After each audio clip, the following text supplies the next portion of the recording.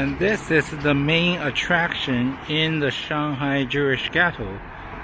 It is the Shanghai Jewish Refugee Museum. Originally, it was a synagogue called the Ohel Moshe Synagogue.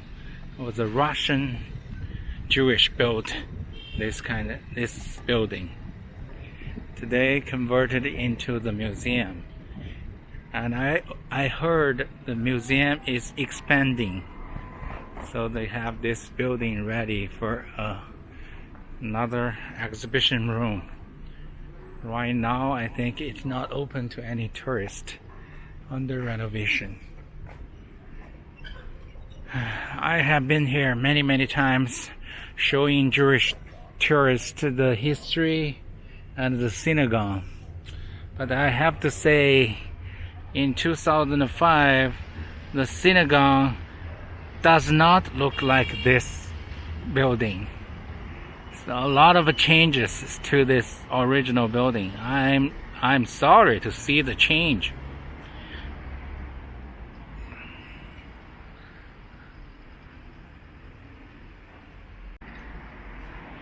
This is the synagogue.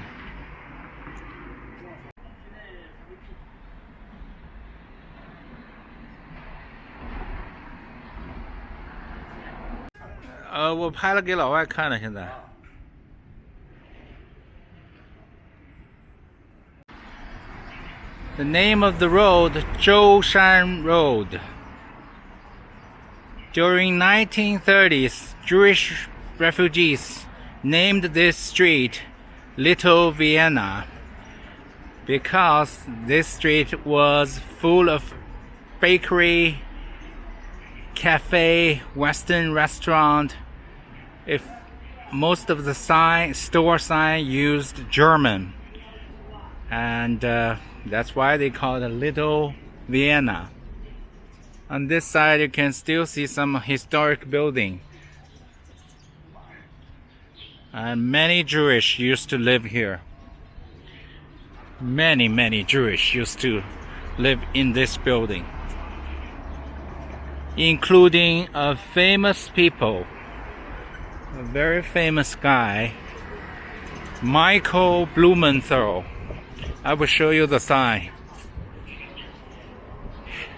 He was the Minister of Treasury in Carter's administration. He came to Shanghai when he was 13, I guess. And he used to live here. He made a living through bread delivery.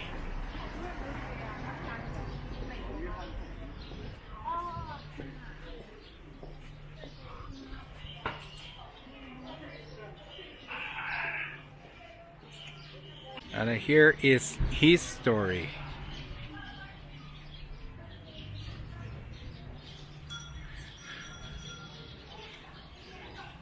I'm sure buildings like this one will be preserved. No demolishing.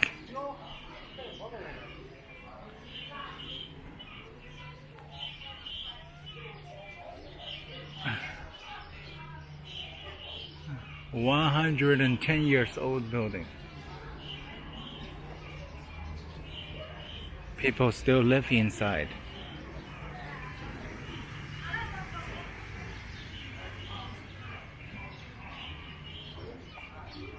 You can see the wooden stairs.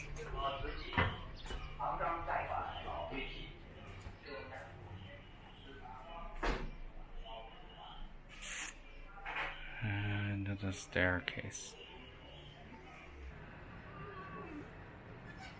Another angle to see the buildings.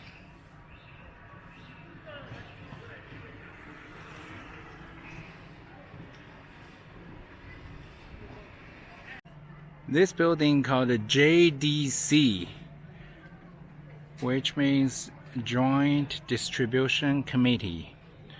When refugees from Europe stayed in Shanghai, at the very beginning was very hard life. So Jews all over the world, especially in United States, they sponsored their life here. Like, for example, they gave away the free lunch, free meals to the Jewish refugees.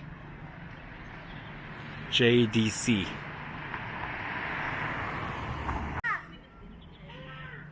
Now this is the Huoshan Park. In the park there is a monument about Shanghai Jewish restrict area.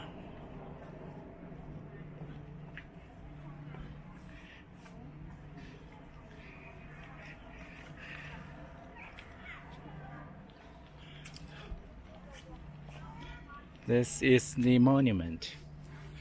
So basically, after Japanese took over Shanghai, they set up this kind of a restrict area.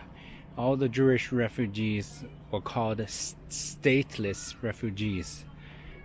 They were forced to live in this area. It's about 2 square kilometers of about 40 blocks.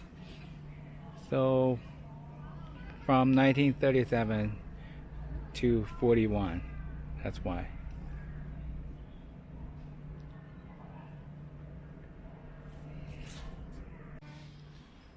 And life became harder after this kind of restricted area because everybody couldn't go in and out of this area freely.